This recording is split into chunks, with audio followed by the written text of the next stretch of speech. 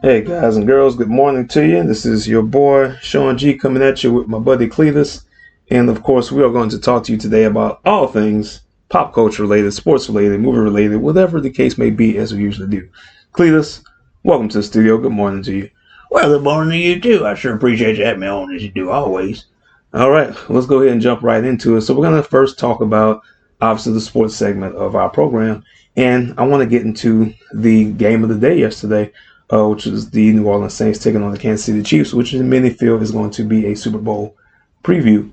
What are your thoughts? How do you think everything turned out with the game?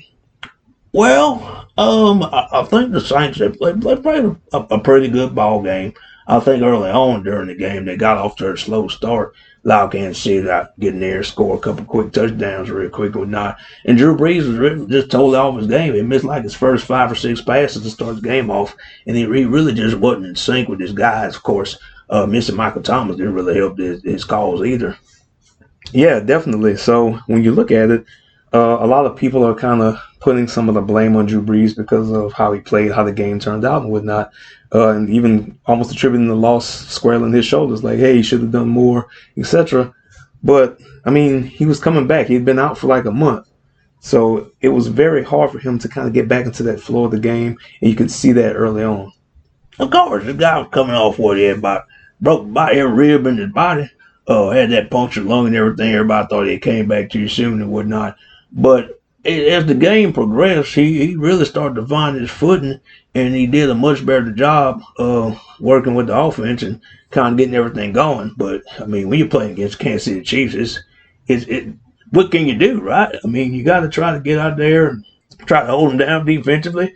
And I think that Dennis Allen did a good job trying to put together a defense to kind of hold Mahomes in check.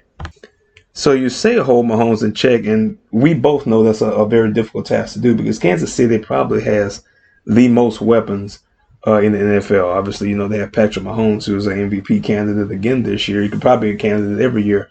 You've got Le'Veon Bell, you've got Clyde Edwards-Helaire in that backfield. Of course, having those receivers. I mean, Kelsey at tight end. So it's pick your poison basically. And that was kind of my concern coming into the game was like, how are we going to match up with them Chiefs and all them guys that got out there running on the offense? And again, like I said, I think Dennis Allen did a really good job of trying to have a good game plan in place. Yeah, he playing with the two safeties over the top. I thought that was ingenious. Like he was basically forcing the Chiefs to have to run the ball against us because we were trying to take away the pass, especially everything over the top. But kind of getting back to what we were talking about before, and this whole thing falling on Breeze's shoulders, where a lot of people were kind of pointing the finger at him as to why we lost this game. Of course, we did come within three, outside of the Anzalone score that could have been at the end of the half. But I mean, I can't really place all this blame on Drew Brees. Yes, he did have that turnover early on. He had some bad passes or whatnot. But conceivably, what we have been in this game, had Hill been a starter as he had been the last few weeks? Uh, no, I really don't think that at all. Hill had played well and he played serviceable in the games that Breeze had missed, but in the grand scheme of things, like he didn't really have command of the offense the way that the Drew Brees would. I can definitely agree with you there. So you look at the games, I think one of the last games Drew Brees had played before he got injured, he had passed the ball like 12 different receivers. I mean, guys I didn't even know of, guys just pulled off the street. Whereas when you watch the games with Hill play, it's kind of like the same three guys were getting the ball. So it was almost like the defenses knew what was coming, and you want to be able to try to keep a defense off balance. And I don't think that would have been the case. I do agree that the game would not have been as close had Hill been the starter instead of Drew Brees. Yeah, definitely. But I feel at the end of the day, well, if we play like that defensively and of course get Michael Thomas back, I do believe that somewhere down the line we'll see Kansas City again. I think that probably could have been a Super Bowl last couple of years and whatnot if the chips had fallen a little differently for both teams. But I think we'll see them somewhere again down the line. So the other news this weekend, of course, that came out of the world of sports was the championship Saturday. And I think the big takeaway was definitely everything that followed up on Sunday with the College Football Playoff Selection Committee selecting their top four teams, which, to no surprise of probably most people, I mean, it was Alabama number one, Clemson number two, Ohio State three, and Notre Dame number four. And of course, a lot of people were very upset by how that turned out, especially when you think about Notre Dame losing that game to Clemson. When you think about Ohio State only playing 6 games, whereas you look at teams like Texas A&M, you look at especially those undefeated teams like Cincinnati, Coastal Carolina. A lot of people felt that there was a big snub there for traditionally the same teams they would typically see, sans Oklahoma, because Oklahoma's none of those teams that often finds themselves in the playoff. But it's just consistently, it seems like it's always those same teams, like the 4 teams I mentioned, as well as Oklahoma, who are always represented in the playoffs. It's almost like, what's the point? Like, why do these other teams compete when it seems like they have no shot of ever getting into a playoff? Yeah, that situation right there, I kind of see why people were against Ohio State. Like I said, they Ohio State didn't really play enough games. They felt warranted, even though they went undefeated, they went 6-0. But they're like, well, had they played 10 games, would they still be undefeated? And I would say yes, definitely, because you look at the Big Ten this year. Where was the competition outside of Indiana? Indiana was really the only team that gave Ohio State a game. I think you look at Michigan State; they had a few upsets here and there, but when they played Ohio State, they got crushed. Michigan, who traditionally is supposed to be the big rival, they didn't play this year. But I think the outcome would have been the same had they played, just because Michigan had been playing terrible ball up to that point. And of course, Wisconsin usually is a good team year in the out. Same thing Penn State. But both of those teams were kind of down this year. So where was this loss going to come from? Everybody talking about it. Ohio State was going to get. I just don't see it.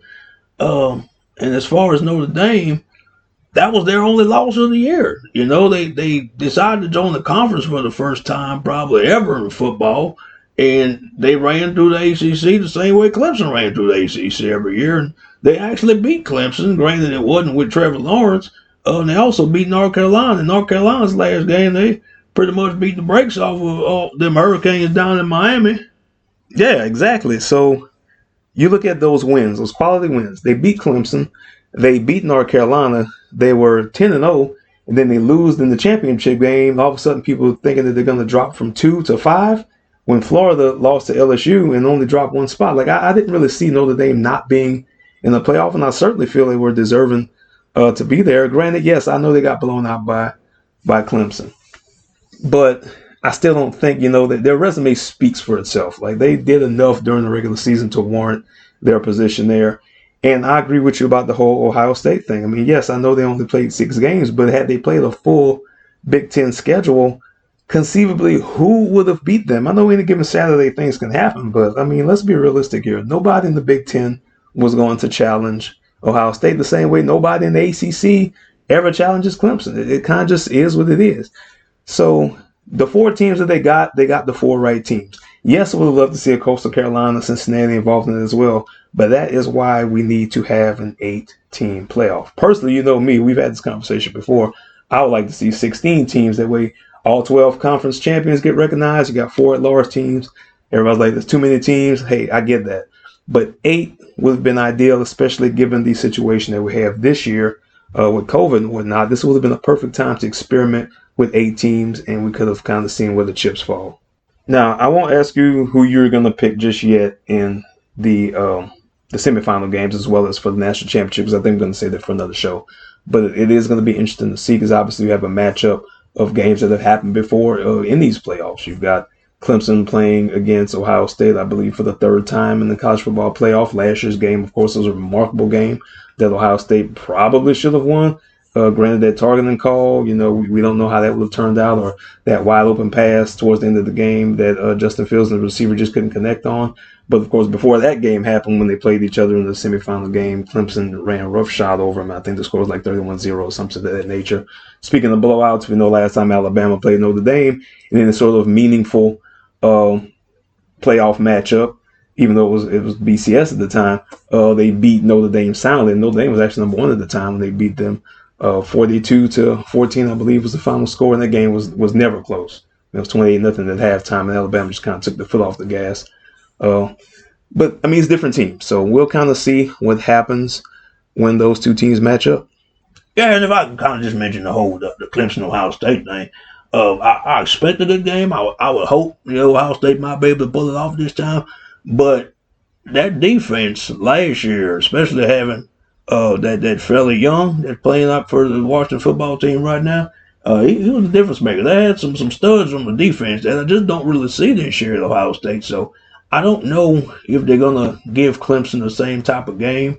I guess we'll see. But Clemson, their offense is a little different. They don't have Ross. They don't have Higgins. They do still have Rodgers, but and Etienne, but we'll see. It's going to be some pretty good matchups there down the line. All right, Cletus. So we're going to switch gears and we're going to talk about something else that happened this weekend, and that comes out of the Star Wars universe. We both had an opportunity to watch the Mandalorian season 2 finale this weekend. Before I share my thoughts on it, what were your thoughts? Whew, man, I honestly don't even know where to begin. I sat there and watched it.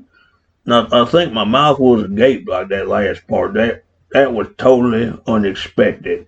When you watch the series as a whole, you see what David Filoni, you see what Jon Favreau, how they've taken this Star Wars saga and they've just presented it in a way that is just appealing across the board, whether you're a new fan, whether you're an old fan, whatever the case may be. Like, they have really tried to make this an enjoyable experience. And that last episode, let me tell you something, buddy. I was not expecting what we saw, especially them last few minutes there.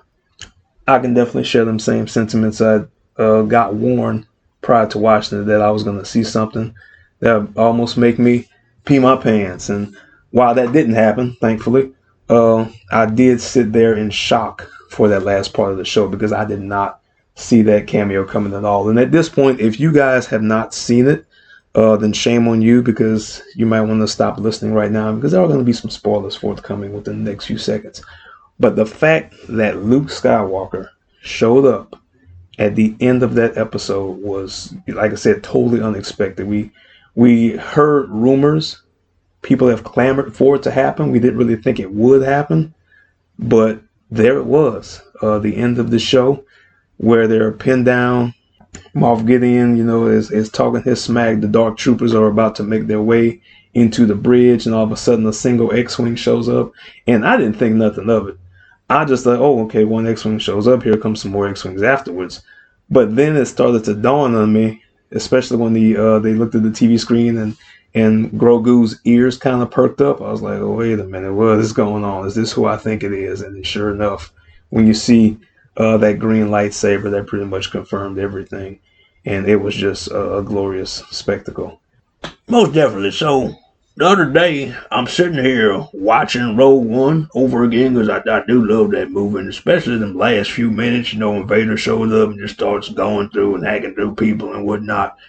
And people start comparing it to that scene in The Mandalorian when Luke shows up. And I think Favreau and Filoni did that purposely because, these guys, they're really big into the mythos. So they're big into the fan service as well. So they made that connection, and it was just, a beautiful thing to see. Yeah, I've often gone on saying that the last 10 minutes of Rogue One was like the greatest 10 minutes in the history of the Star Wars saga, up until what happened on The Mandalorian. Like, totally was not expecting that to come to fruition. But aside from that, aside from the big Luke cameo, watching that unfold when Grogu saying goodbye to Mando, that interaction with the music and everything, that was a really, really special scene. And I'll admit, I shed a thug tear. Like, it was pretty intense. And I love the direction that the series is going in.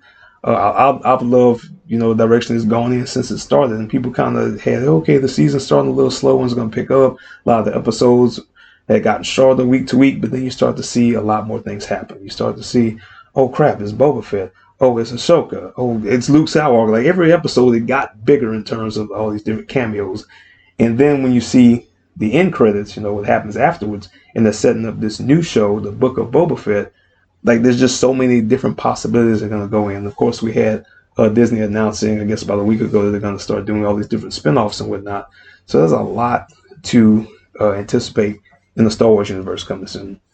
Well, you look at it, Disney paid a whole lot of money to get these Star Wars properties, so they weren't just going to make like a few movies and then maybe a series here and there and call it a day. Like no, they're going to get their money's worth. So I like the direction that they're going in. I look forward to seeing all these different shows and whatnot and see where they go from there.